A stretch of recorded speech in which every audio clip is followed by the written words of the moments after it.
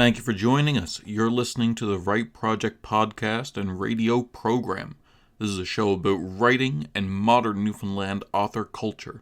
This program is produced and recorded at CHMR FM 93.5 FM in St. John's, Newfoundland and Labrador, and is aired on other great stations in the province and elsewhere in the country. It can also be heard online at www.chmr.ca. I'm your host, Matthew LeDrew, author of the Infinity series and founder of Engine Books. Let's see what we have today.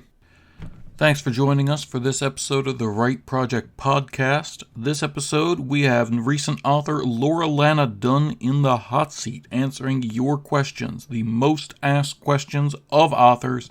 She's going to answer them all rapid fire. It should be fun.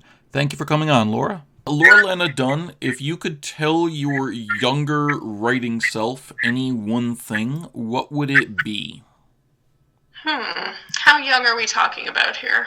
As young as you like. As young as I like.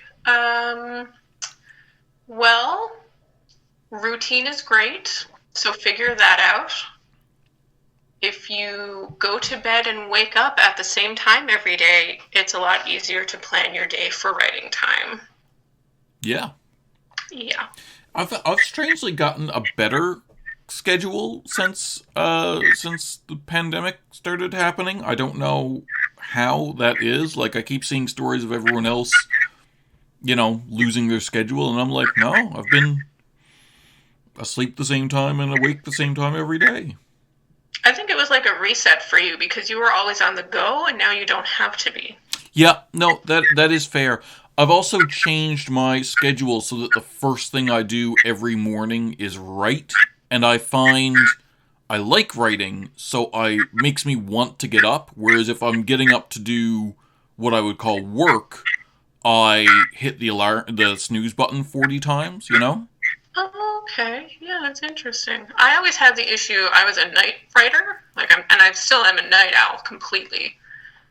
Now it's just, with life, I'm too tired to write, late in the evenings. But because I would get into a groove, I wouldn't go to bed until 2 or 3 o'clock in the morning. Yeah. And then the next day would be a fun adventure of navigation. And since reversing that kind of, even though it's not intuitive, it's much more helpful. Like, it works better. Yeah. I agree. I used to be a night writer too, and I don't know. I think it's just about I think that's what comes naturally to a lot of people, but you kind of should train yourself to have it so that you can have a better work-life balance. Yeah, I think it's easier to shrug it off if you leave it till later. Yeah. Because you're too tired or you got caught up in something else, which, is valid because life happens and this is not a judgment thing. But having had moved it to a specific time during the day, whether it's like, well, you do it first thing in the morning. I can't because I have a young child, so I'll do it after, just as he goes to bed. So that's the writing time. Yeah. So chances are, if I'm home and he's being put to bed, I don't have anything really planned necessarily to do during that time. So if I could have done that 10, 15 years ago, we would have been a lot farther ahead for sure. Cool. I also find it funny that I'm like, you were just like, I don't want to judge people, and I'm like, are you sure this is Laura? I will judge people for many things, let's be honest. But, not for going about your day like you need to go about your day. That's fair. Can't really dictate how someone should spend their time, just so long as, they're not being a dingleberry about it. That's fair. Lauralana Dunne, what's the best money you ever spent as a writer? So that can be anything you spent money on that you can think you used for your writing. It can be a physical object, it can be classes, it can be a typewriter, anything. I use a lot of free stuff, I'm going to be honest. Cool.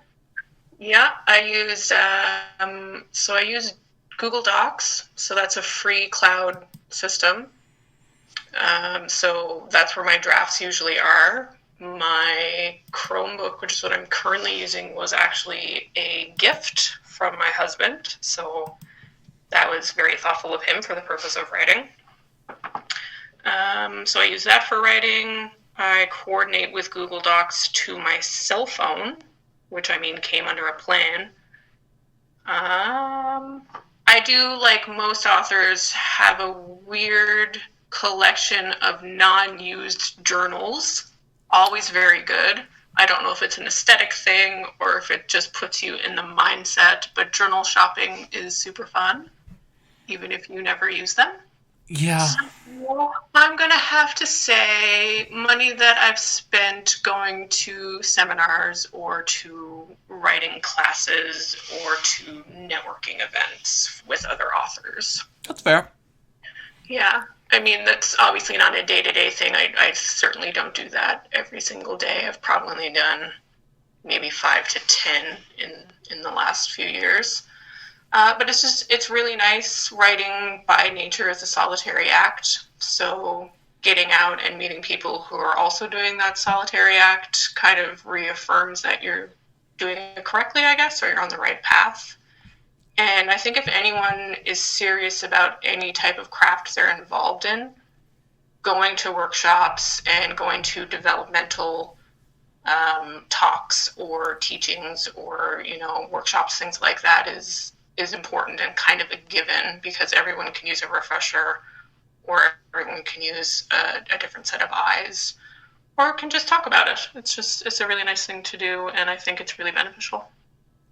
Cool. All right, wonderful. Thank you. Good answer. Thanks.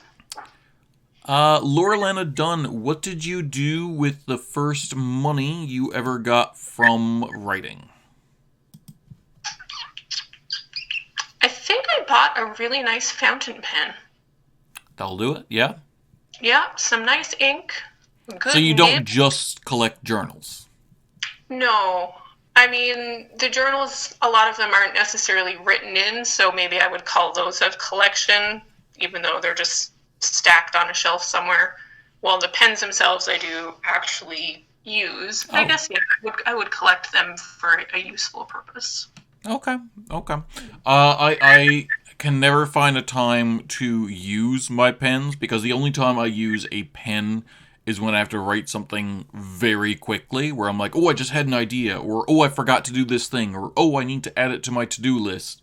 And it'll be like this super quick, like, reach for the closest ballpoint, scribble it down, and then go. I don't let myself have lead pencils anymore, because I used to not care if there was paper around, and I'd just write it on the wall. Yeah, I can see why that would be problematic, for sure. Yeah, because sometimes it doesn't erase, and then you've got a problem. Then you have a problem. I actually bought a red fountain pen, so the outside is this beautiful red, almost like a dragon scale type pattern, and I got the reddest, darkest ink, and that's my editing pen. Okay, that makes a degree of sense. That gets you in the mood. It focuses. It's like a weird little ritual. If someone's given me their book or their piece of writing to look over, chances are, if it's a substantial one, I will actually print it off and do it by hand first to make some notes, and then I pull that little guy out of there, and I'm sure somewhere there's villagers running and screaming in terror, and then I get to work. Okay. All right, sounds good.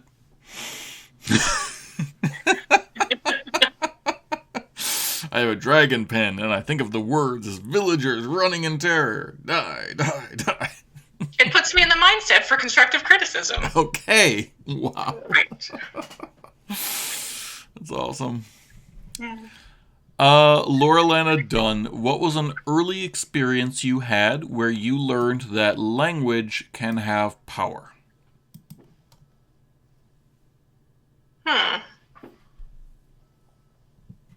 Gonna have to say working in customer service.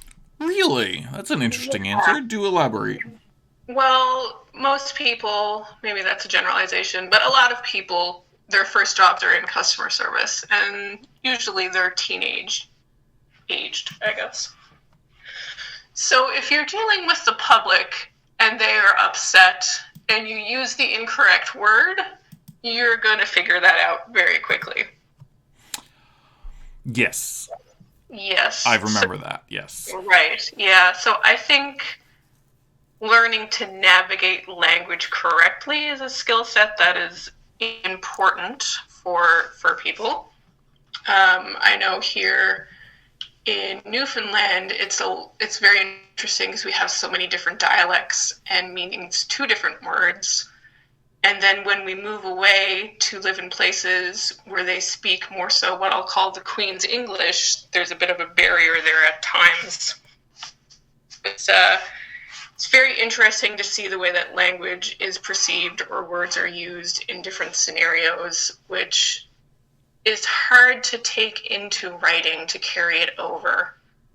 I think that might have been one of my bigger struggles. I once made a quip where I said, I'm expected to use the Queen's English, but I grew up speaking Newfoundlandese. So there's a bit of a disconnect if you've never really studied different things like, proper punctuation or grammar or conjugation, I guess, for when you're changing words for different tenses. Yeah. And I think I struggle with that a bit more than a lot of people because I haven't really done a lot of formal training in that. I kind of just write what I know from reading and speaking, which I think is pretty popular. Yeah. And a lot of people do it. So I guess really the short answer for that long answer is that it's still an ongoing learning experience because language is A, ever evolving, but B, is so different to so many different people. There's a lot of nuances to it. Wonderful. Thank you. And God bless editors. Yes. Editors are wonderful, wonderful human beings. Absolutely, yeah. There is an interesting dynamic there of when it is and isn't appropriate to write in your native accent or your native tongue. Like, you are a Newfoundland author. You're writing for a publishing company set in Newfoundland. What would be the problem if your book, like, had the cadence of Newfoundland speech exactly? You know what I mean? Yeah. Like, I always kind of... It took me a long time to come around to that. Like, I would get earlier drafts, earlier publications of my early stuff. I would get a lot of flack for writing as I spoke. I eventually changed it, but there's a little part of me that's still like, no, like British authors don't get any flack, like you said, with the Queen's English for writing as they speak. Exactly, yeah. Yeah. It's interesting. And we have turns of phrase here that if said outside of the context of this province or, who you're speaking with, sound incredibly offensive when here it's not meant that way. So there's a very interesting, I guess, kind of a line of political correctness that you need as well, and that you need to be aware of as well, so you don't alienate people. Yeah, I know some of the ones you're talking about. Yeah, absolutely. Lauralana Dunne, as a writer, what would you choose as your mascot or avatar or animal self or Patronus, whatever you want to call it? You mean personally, or do you mean as an author logo? Let's say both. I'd like to know how they're different. All right. I think for an author logo, I would be partial to a dragon reading a book. Okay. Not one of those illiterate dragons. No, the type that enjoys reading. Yeah, Sean Connery voiced dragons. Wow, that was a blast from the past. Got a little nostalgic there, did you? Yeah. Yeah. Continue. I'll say yes, absolutely. Sean Connery style dragon. Yeah. Definitely. And for you personally? For me personally, I'm going to say a bat. Okay. Yeah, I'm kind of dark and spooky, but also fuzzy and cute, and I just run around screaming a lot. You're neither of those things. At least not from my very subjective point of view, but sure. Yeah, you're my boss. Yeah. Yeah, which is funny. It's funny that you say bat because when I was over to your place to discuss edits once, before, when we were allowed to go outside and to other people's homes. The before times. Yeah, in the before times, it was around Christmas, and the angel on your tree was a toy of Goliath from Gargoyles. And I kind of geeked out because that's a show that I miss a lot, and I don't know how it hasn't been remade yet. I guess only because it was perfect at the time, so why would they remake it? Absolutely. No need for a reboot on that one. Yeah, although I would like a live-action movie from Jordan Peele, please. Yes, please, thank you, please. Yes. Yeah, but so that's very interesting. And the more I learned about how much you liked Gargoyles, the more I looked at your work and kind of some of the things that you say and go like, yeah, okay. Yeah. I could see how it was like formative, you know what I mean? Yeah, I was pretty obsessed. When Disney Plus came out, I immediately rewatched all of Gargoyles again, because of course I did. I can't believe I haven't done that. I can't either. You should go now. Yeah. Well, bye. Yeah. Lauralana Dunne, how many unpublished or half-finished books do you have? Of my own writing, I'm assuming. Yes. So I have book 2 completed. Do you? I do, but I'm not. It needs a lot of revamping, I'll say. I think I'm going to go in a bit of a different direction, so I gotta get that all. It was a NaNoWriMo thing. So you're not ready to send it to me yet? Oh, no. Oh. No, thank you, no. Sad face. Nope, no, for sure. It was a NaNoWriMo experiment, I guess, or contest over the course of 2 years. So the first year I wrote the first half, and then the following year I wrote, the second half. So it's also sitting at about 100,000 words, but in the true form of NaNoWriMo, it's more like stream of consciousness as opposed to actual, I'll say tinkered stuff. So it's needs to be polished, needs to be rearranged, things like that. So I have that one. I have I have the start of a novella for a project that I'm working on, which you are familiar with. And I am? Oh, yes. Or not. And we can say that. We can say that. So you're writing one of the novellas for Slipstreamers. Yes, exactly. Yes, so myself and Amanda Labonte are doing a joint story over 2 books is the current plan. Yeah, that's going to be fun. So that's super fun. She's really great to work with. Our brains are kind of similar, and neither of us have teamed up with another author before, so I think it's very interesting and enjoyable experience so far. Yeah, and you two are friends outside of writing life as well, so it's a good team, I think. Yeah, we actually got to know each other better because of writing. Like, we kind of more so knew each other peripherally, but yeah, so we spent a lot of time in different writing groups, and we had gone to some different seminars together, which was really neat. So that's really good that you have the second one done, and it's really great that you two are working on Slipstreamers together. I think that's going to be a super fun thing. But I want to say it's a really good thing that you've got the first draft of the second book done, because we've set a release date, and it's this January 1st, 2021. So that's great, right?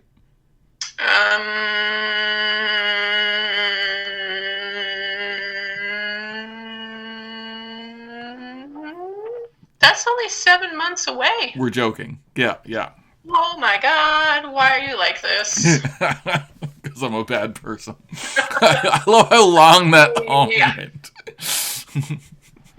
Who hurt you? Why are you like this? Yeah. I learned it from watching you. Pardon? I learned it from watching you. I got it from you. Other than those 2, I have another...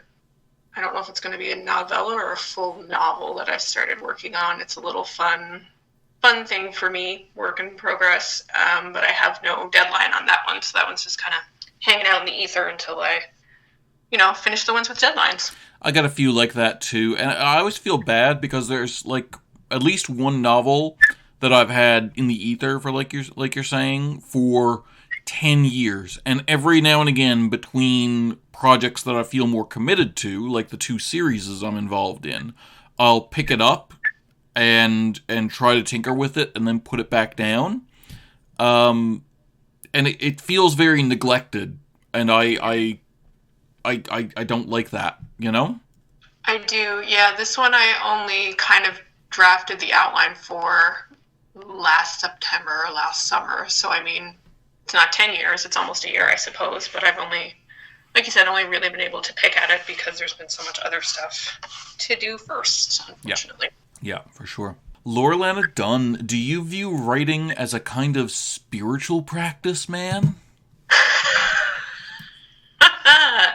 What?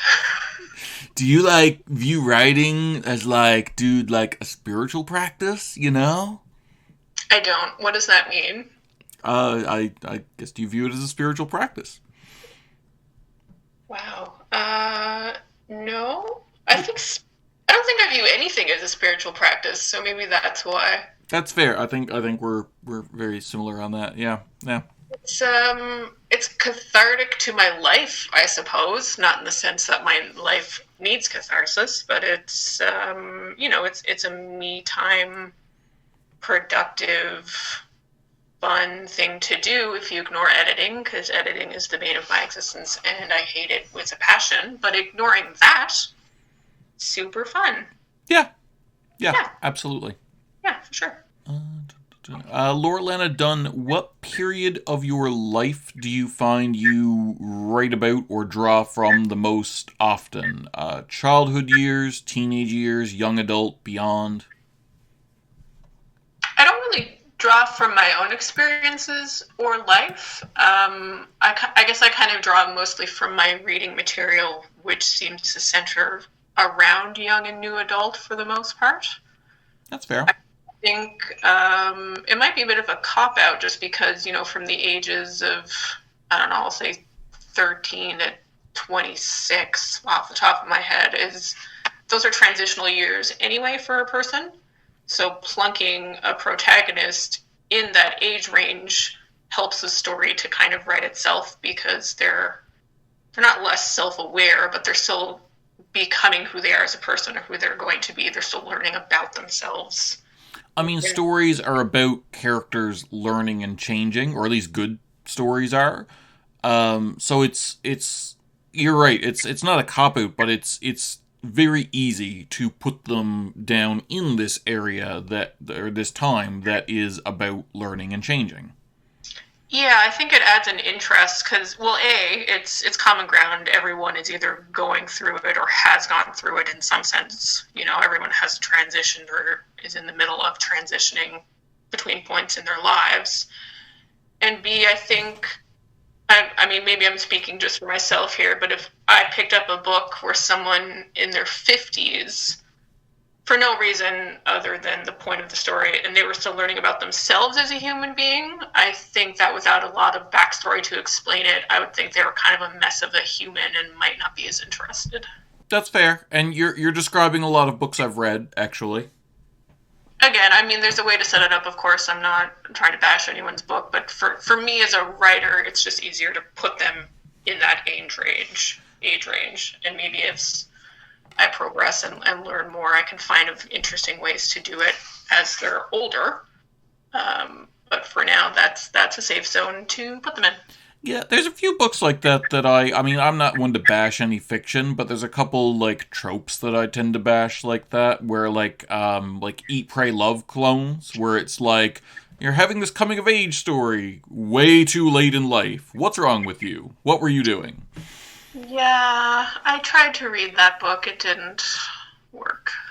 Amanda Labonte has a take on it, which is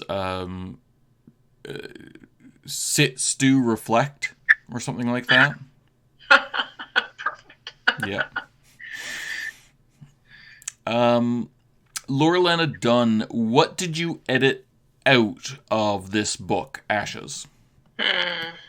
No people, I don't think. Not that I was opposed to it, but I think with an epic fantasy, it's easier to have someone show up for a few lines and then disappear again, and that's normal. Sure. I didn't seem to have any redundant characters that I'm aware of, so that is good. Actually, having had said that, I think you pointed out one scene, so that one I'm still under reviewing. Yeah, it wasn't terrible though, so you know what I mean? Like, it wasn't like, well, this is the same, like, it's Jimmy, and here's Bimmy, you know? Like...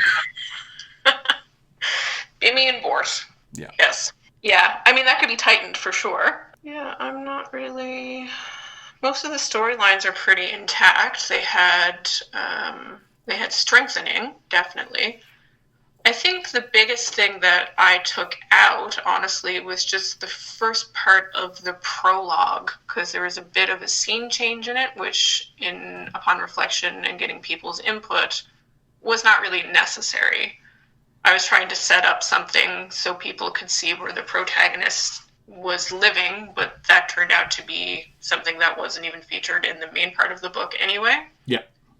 So that was kind of chopped off and reworded to just, the second scene of it, which helped to reduce the word count a bit and probably tightened it up. But for main storylines and things like that, I don't think I really took out a whole lot. Great. Okay, Thank you. That's great. It's also impressive that your book has multiple plot lines. Like, I find that, like, that's where a lot of first-time novels fail. Some don't even make it to print as a result, like we see, where it's like there's just not enough going on. Like, there's no A plot, B plot, C plot. There's just the A plot, and like that's gonna peter out at some point. You need something to cut to, as ridiculous as that sounds. Yeah, at the risk of flying my nerd flag here, my favorite Star Trek episodes are the ones that have multiple plots in it. Yeah. So I'm sitting down to watch a 45-minute show, which is, I won't say a luxury, but it's worked upon to make that happen these days. Just following one plot line for that whole thing. And again, Star Trek is kind of, like, beautifully formulaic. It's not an artsy whatever, like a lot of the newer shows. But just to have that one centered on two certain characters and have nothing else kind of weaving in between, while enjoyable, is not necessarily attention-grabbing in a sense that I really enjoy. For sure. Which Star Trek are you talking about? Any of them, but I think the last one I rewatched was DS9.